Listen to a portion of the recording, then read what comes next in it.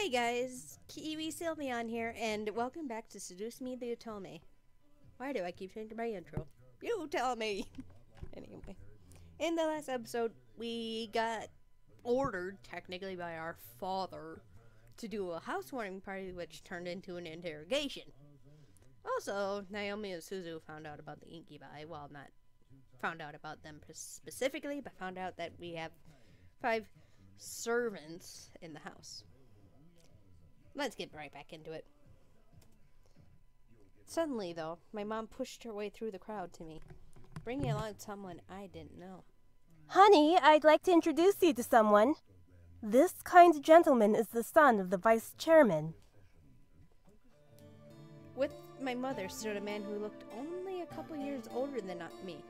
He smiled and held out his hand to me, silently asking for my hand. Hi, I'm Andrew Lewis. It's a pleasure to meet you, Miss Anderson. Simply nod to him, because we have to be like our father. Andrew was slightly taken aback, but gently smiled and lowered his hand with a nod in return. My mother smiled at both of us, which made me slightly concerned. Why was she excited to introduce me to Andrew? So, you organized this party very well, Miss Anderson. I apologize if I made you uncomfortable in some way. Andrew then chuckled nervously, bringing a soft fist to his lips to cover his laugh properly before smiling at me. I'm sorry if I seem a little forward. I've just been excited to meet Harold Anderson's granddaughter. Huh? Why? He used to talk about you all the time in the office on how you helped him refine his toys. I only attended meetings and heard all of the stories.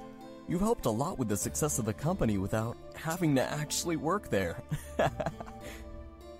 Oh, wow. I didn't know he talked about me. That explains everyone's fascination with me and their rather personal questions. I looked to Andrew, who had a kind face to me. Something about him seemed off, and I didn't know what it was. He seemed to be hiding something. Whether it was good or bad, I was not able to find out. I felt someone walk up beside me, causing me to turn to them. Next to me was my dad, giving his cold stare to Andrew, who suddenly became tense. So, you're Jared's son.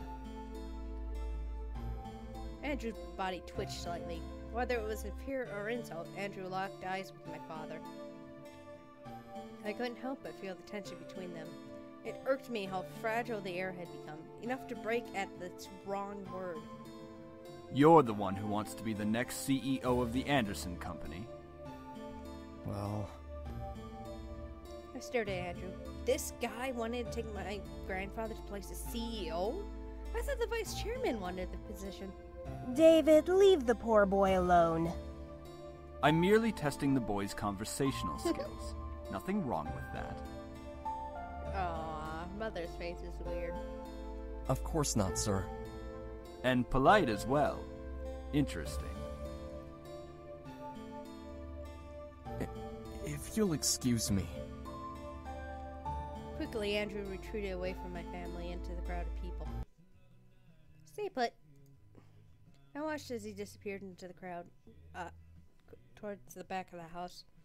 I was worried, but I gave him his space. He obviously needed it. Peh. He's not CEO material. That's because you practically interrogated the young man. Mama mad. A little questioning shouldn't have bothered him. He's obviously not ready for any title in our company. I bit my tongue. I didn't want to make a scene with my dad. One wrong word, and he'd lecture me in front of everyone. That was not something that I wanted at my housewarming party. I let out a sigh before looking at the clock. It was getting close to midnight, meaning that the party was going to end soon. I lowered my gaze out the window and saw a limo pull up. Huh? Whose limo is that? Oh, that must be Lewis's car. I'll go get him. Stay with your father so you can escort your guests out together. Yes, Mom. My mother left my dad and me to slowly escort guests out. My dad held his simple smile as he thanked each person for coming. I did the same. Andrew quickly passed the doors before I could speak. Eventually, only Suzu, Naomi, my parents, and the incubi were left. My dad suddenly walked over and placed a hand on my shoulders with a smile. I stared up at him, a wave of confusion washing over my face. What? You did good tonight. I'm proud. Oh, thank you, Dad. Keep it up, and you'll be a good CEO. Oh, right. All right, your mother and I have to leave. I'm sure Naomi and Suzu need to leave as well. Just because it's Saturday doesn't mean you should stay up all night. Oh, right. Thanks for having us. It was a great party. Aw, smiling faces. We'll come visit tomorrow or something. All right? Right, see ya. Good night, sweetie. Come visit us soon. Will do. All 4 of my remaining guests had left the building. But all but my dad waving back to me. With the last of the guests gone, I sighed and sat on the staircase, exhausted. Phew. That was tiring. It's not like you had to do any work, though. Give her a break, man. She was getting interrogated left and right. She handled herself the best she could. Aww. As expected, Princess. Since you're exhausted, why not head to bed? We can clean up. Ugh. Hush, Sam. Are you guys sure? Positive. It shouldn't take long. Ho ho ho! It didn't take long to find you little shits after all. I felt a hot shudder run down my spine. The voice from my dreams echoed through the air and into my ears. I looked around, panic, alongside the incubi. James placed a hand on my shoulder, trying to remain calm. Don't worry. No one will hurt you. We all look angry. Except Matthew, he looks worried. And Damon looks like he's possessed. Sorry. Are you sure? Are you really sure? All of us shot our head towards the doors, finally pinning down the direction of the voice. The doors quickly swung open, revealing a sight I would have never expected to see. Skin red as blood, eyes black and gold, piercing into mine, roughened up clothes, and a pistol in his hand. I saw a monster. I covered my mouth not to scream at the sight. Dried blood covered the banana around his neck as he smirked at me and the boys around me. Beside the red-skinned man was a similar-looking woman in matching thug clothes. Aw, what's the matter, boys? You really didn't think I wouldn't find you, did you? I hoped you would, you piece of... All of a sudden, the man raised his gun at Sam's face and instantly pulled the trigger.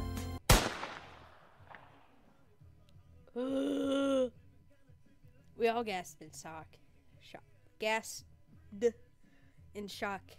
instinctively inspecting to see a bullet run through Sam's face. But... What the fuck? What? What should have been a headshot ended with a loud but empty blank shot. The pistol echoed its empty shots as the man grew more and more pissed, pulling the trigger over and over in aggravation. Luckily for my ears, it became quieter after his first shot. Why the fuck won't you work? This place is protected. What did you say, shrimp?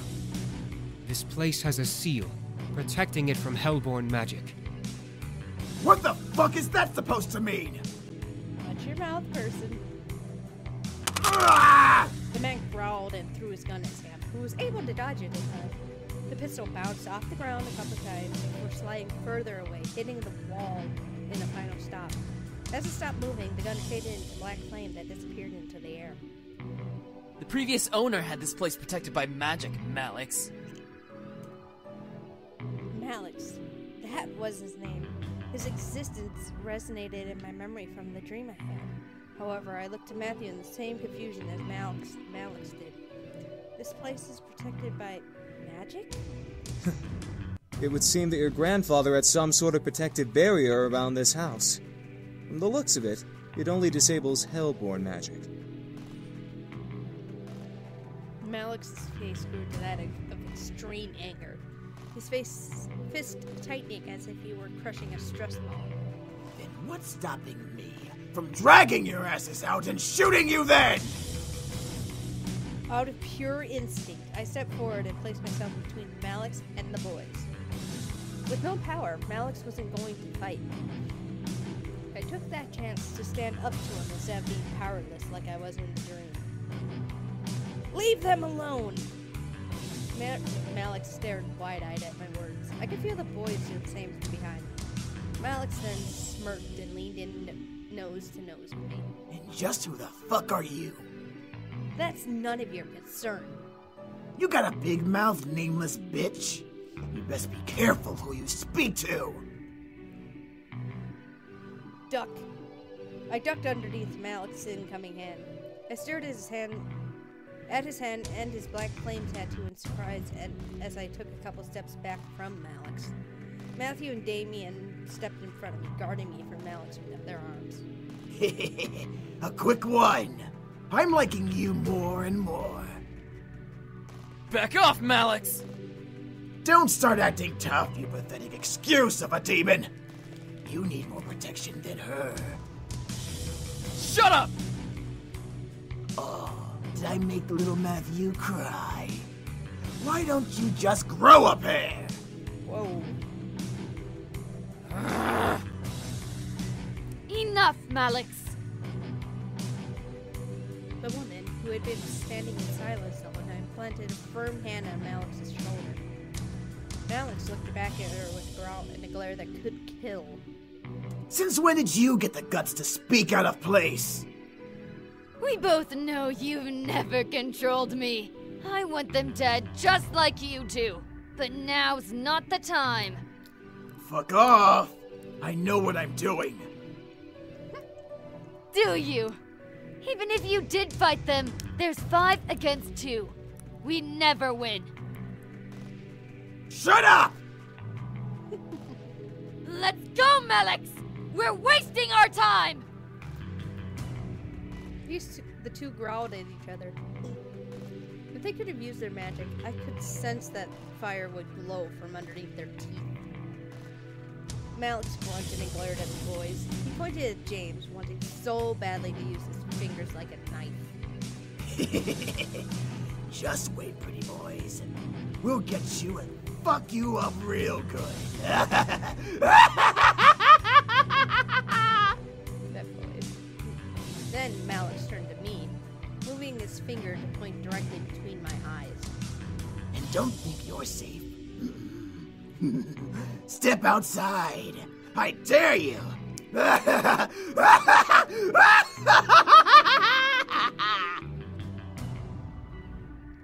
With that, Malex and the woman walked out of the mansion. The doors closed behind them, leaving the boys and I alone once again. I felt my knees give out from under me, forcing the boys to quickly turn to catch me. Whoa, whoa! Are you alright? Yeah. Why was he here? He's been closely tracking us. Our blood trail from the forest must have led him here. We should have stopped him and finished it here. For once, Matthew, I agree with you. I stood up and rubbed my arms, feeling the goosebumps Malex left behind on me. I couldn't stop myself from shivering in fear of his words. Malex, was he a demon? That son of a bitch is not a demon. He's a devil. A devil? There's a difference? Yes, demons come from a different plane of existence called the Abyssal Planes. Devils, however, come from one of the 7 circles of a place humans know. It's hell. Despite us not being human, we are very different creatures. We actually have brains, for one. Devils always like to cause trouble and try to kill or torture others for their own enjoyment. Demons, like us, know when to use our powers and when not to. We're not stupid. Devils follow orders from higher-ups in their order, and their power only comes from their connection to hell. Demons all have free wills and don't rely on where they came from to use their powers. This was all so confusing. demons and devils and magic all exist, and I happen to land in the middle of it. What do we do? You're safe. You've been protected as well. What? What Damien's saying is that the magic that protects this place also protects you. Your grandfather must have cast it when you last saw him or something of that nature. We can sense its aura around your body. I couldn't believe my ears. It was the third day of surprises, and this one took the cake in being the most surprising.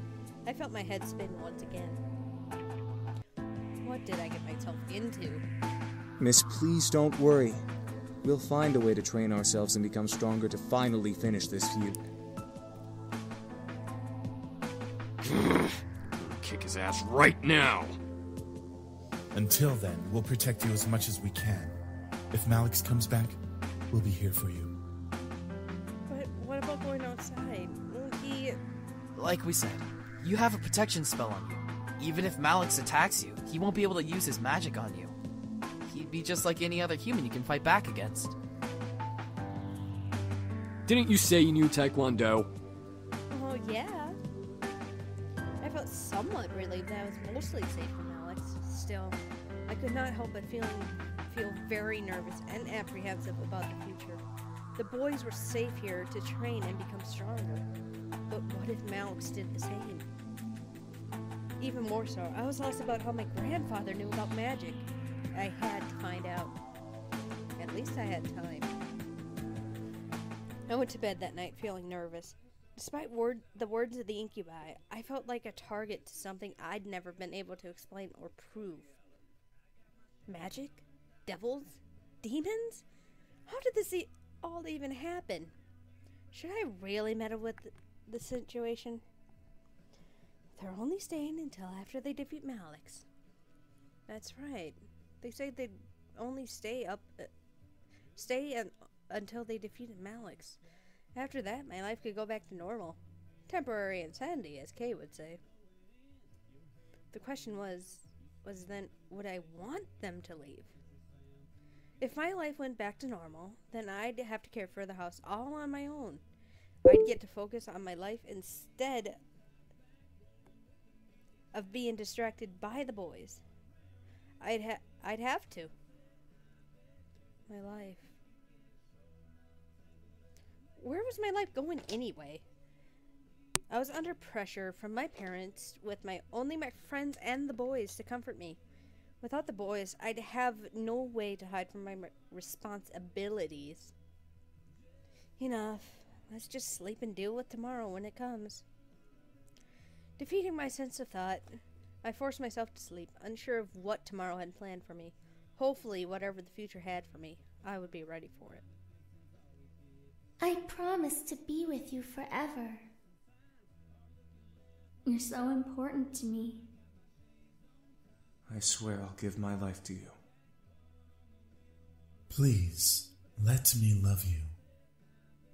I'll be by your side, always. I can't imagine living without you.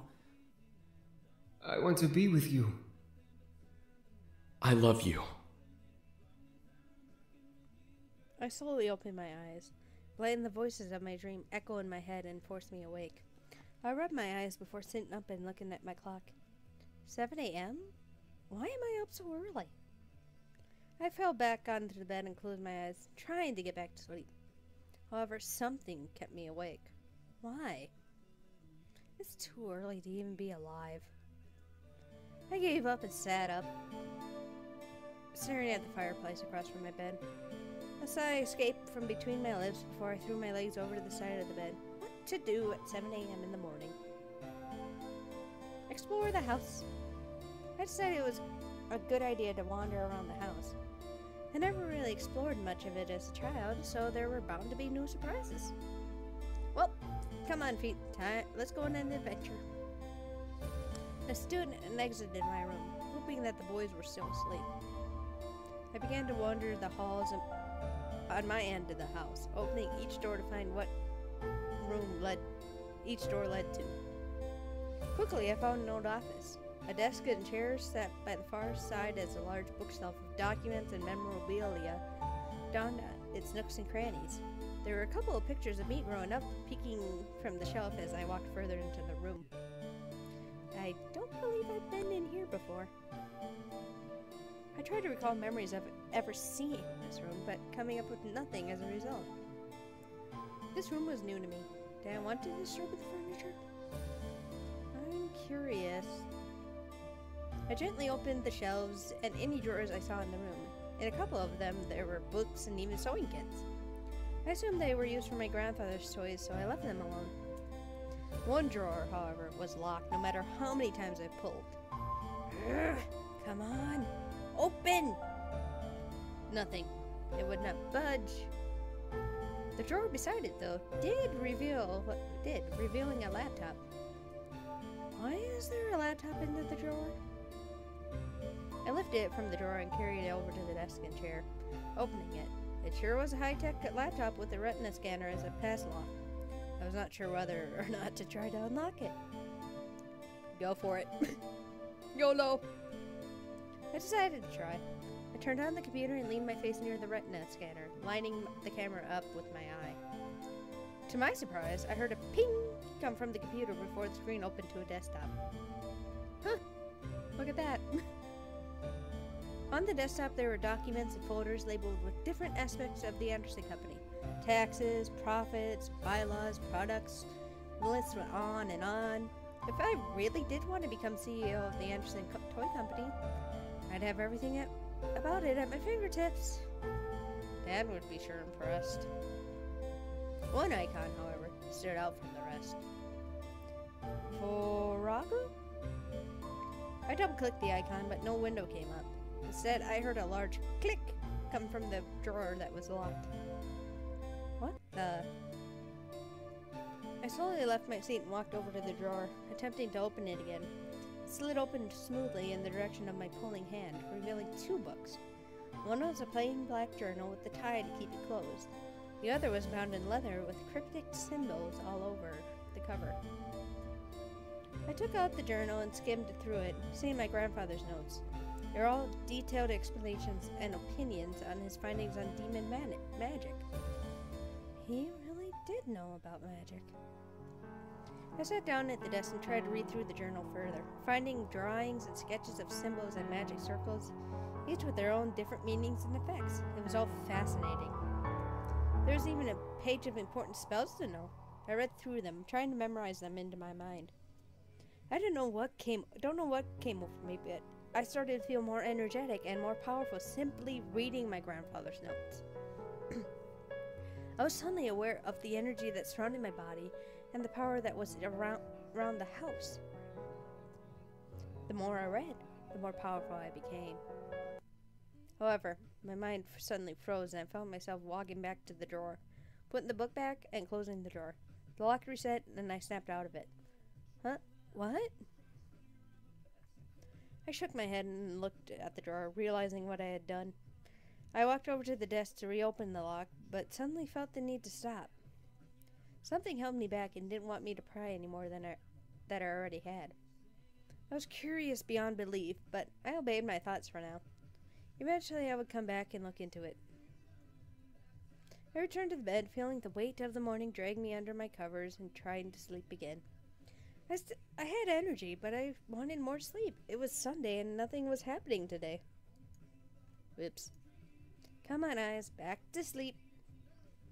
I shut my eyes and tried to slow my breathing. I looked at my phone to check the time once again. It was noon, yet it felt like I had slept for much longer. Why is time going so slowly? I sighed, got changed into normal clothes, and went out to the main hall and sat on the stairs. Sundays were very boring. However, the muffled sounds of battle caught my attention. Huh? I quickly went out to the backyard in response to the noise I had heard. In the yard were all 5 of the boys, practicing fighting. Sam was in the middle with the others 4 surrounding him and throwing punches and kicks at him. Sam, being the strongest of the bunch, blocked and dodged each almost masterfully. Don't disturb them. I just watched. The boys were very much in their own world, focusing on the training they were all in. was better not to disturb them. I checked the time and decided I was heading inside to the kitchen. I was getting hungry, and I'm sure the boys would need to eat soon, so lunch was a must. Might as well make lunch today. It's been a while since I cooked. Lunch wasn't particularly hard. I decided to make simple chicken and rice. Gotta keep their energy and strength up with the protein. I took my time to make almost perfect chicken breast alongside some rice. Cooking wasn't hard unless you didn't know what you were doing in the first place. I placed the food in the dining room. However, none of the boys were there by the time I brought the final dish out. I carried the dish to the main lobby, catching the boys separating into different rooms of the house. Part of me wanted to go to one in particular. But the other part of me wanted to just leave them be and take the food in my hand to my room and eat. Maybe I could go out today while the boys focused on training. Find one of the incubi. I quickly rushed back and grabbed a second food dish before hunting down one of the boys. I looked down each hall, trying to find one of the incubi wandering so that I wouldn't have to go through each individual room finding them. I pursed my lips in irritation. Where the heck are they? I sighed, knowing that I would have to search for them in each room. I turned to head down the west hall before I suddenly bumped into an opening door face first. Oof! Whoa! What the? I quickly stepped back, regaining my balance on my feet and with the food in my hands. The last thing I wanted was food on the floor. I shook my head and looked up to see Sam looking at me from behind the door in surprise. Being that I only saw his face, he was wet, so I assumed that the door led to a bathroom he was exiting from. Oh, crap. Are you alright? Yeah, I brought food. What the hell? Why did I say that? I shook my head and acted like I knew what I said. Sam raised an eyebrow before looking into the food I brought. Oh, hey. Thanks. As Sam stepped out from behind the bathroom door and closed it, I was suddenly face to face with a shirtless and freshly clean Sam. A simple towel was hanging over his shoulders as he looked to me. I remained frozen, unable to tear my eyes away from the sight. Damn, was he ripped. And this is where I'm going to end off again. I love doing these cliffhangers and pretty much anything. Anyway, how many times will I say anyway when I do an outro? If you like this video, remember to like, comment, subscribe, and thank you so much for the support. And I'm going to get out of here, and I will see you in the next episode. If you leave a like, you'll have a fabulous day. Goodbye.